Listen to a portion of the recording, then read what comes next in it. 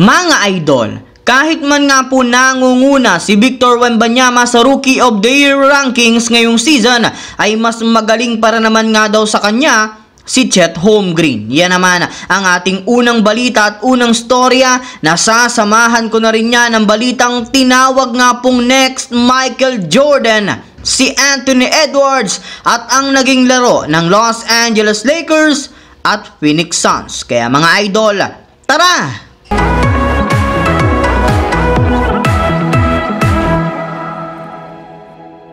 Kahit man nga po mga idol, kasi simula pa lang ng season, naging mainit na nga po ang pagpapakitang gilas sa mga baguhang player o rookie sa NBA. Sa katunayan, nasa panlimang pwesto na nga po agad sa rookie ang 2023 second overall pick ng Charlotte Hornets na si Brandon Miller, na nag-average ngayong season ng 13 points, 4.5 rebounds, 1.7 assists per game sa kanyang 43% shooting sa loob ng 31 minutes na playing time. Pang-apat naman dito ay si Ausar Thompson ng Detroit Pistons na nagtatala ng 11.4 points, 9.3 rebounds, 4.1 assists, 1.1 steals na may kasamang 2.1 blocks.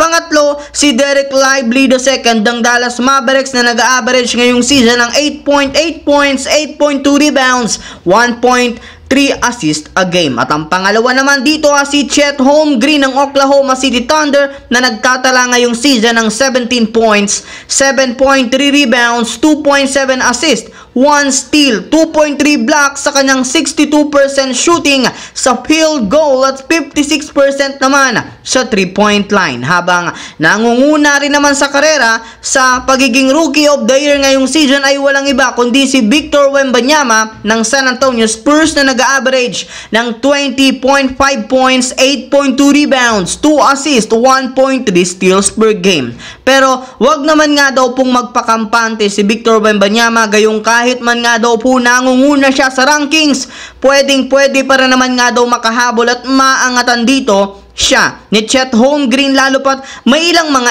NBA analyst ang nagsasabi na mas magaling at mas consistent nga daw po si Holmgren kaysa kay Wembanyama. Samantala, pumunta naman tayo sa ating sunod na pag-uusapan sa balita nga tinawag nga pong next Michael Jordan, si Anthony Edwards. Ayon nga po mga idol sa ibinalita ni Tim McMahon ng ESPN, meron nga pong isang NBA scout ang nagsabi na si Anthony Edwards nga daw po ang susunod na Michael Jordan ng NBA. Bali, bukod nga po sa pag-average nito ngayong season ng 27 points, 6.1 rebounds, 5.3 assists per game, hinahangaan rin naman nga po ang pagiging dominanting two-way player nito. Yes, mga idol, kakaunti lang naman nga po ngayon ang mga player na mayroong parehong dominanting scorer at defender sa NBA, kaya di na nga daw po nakapagtataka kung magiging isang two-way superstar si Edwards katulad ni Michael Jordan sa mga susunod na taon.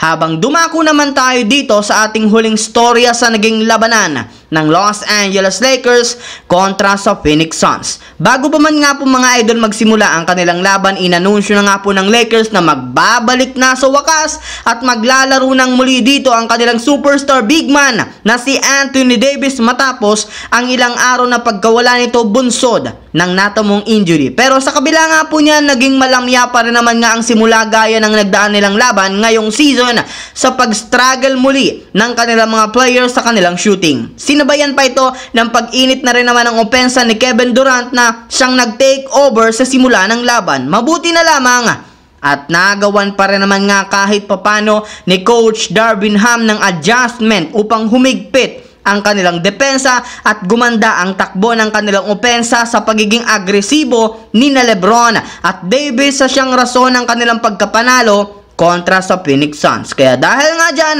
umangat na rin naman nga sila sa 4 wins, 5 losses sa Western Conference.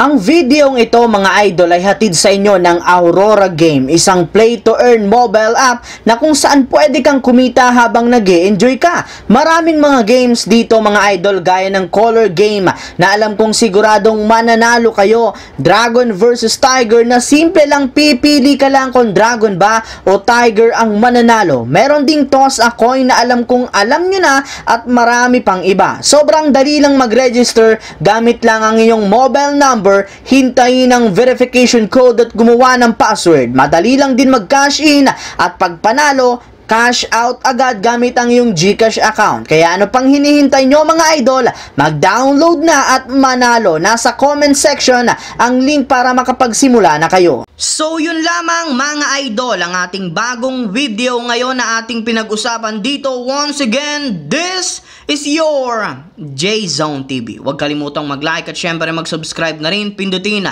ang notification bell sa akin channel para lagi kayo maging updated sa mga videos na pinapalabas ko. Shout out sa lahat ng solid na lagi nakaantabay at laging nanonood dyan. Maraming salamat mga idol.